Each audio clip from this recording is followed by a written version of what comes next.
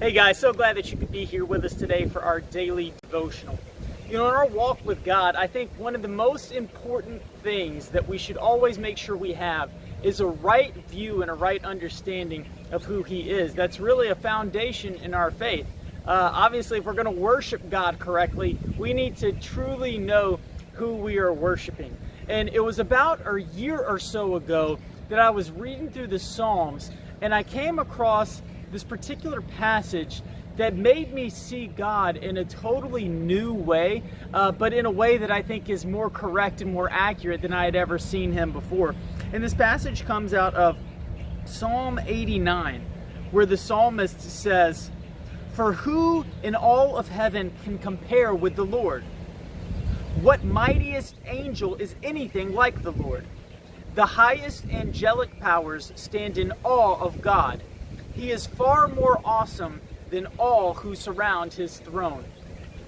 Now, as I was reading that, I started to get this picture of the angelic powers, because this passage talked about the highest angelic powers. And I started to think back in Scripture to times where we would see the angels show up, because I think sometimes we have this view of angels that if one were to show up in front of me, it would be fluffy and light and sweet, and it would be a really adorable moment. But that's not really what you see in Scripture. When the angels show up and encounter a person in Scripture, the person typically falls down flat on their face in fear because they are in awe of the angels. And I think we would react the same way. If an angel were to actually appear to us, we would be in awe. We would go, wow, I can't believe how magnificent this being is. And that's why, as I was reading this, I saw the highest angelic powers stand in awe of God. He is far more awesome than those who surround Him. And so I started to get this picture of these angels that we would fall down before and go, oh my goodness, I can't believe how magnificent, how amazing you are. Those same angels are the ones, when they look at God, they fall down flat on their face because they are in awe of Him. It also says in the Psalms that we are to worship the Lord in the splendor of His holiness.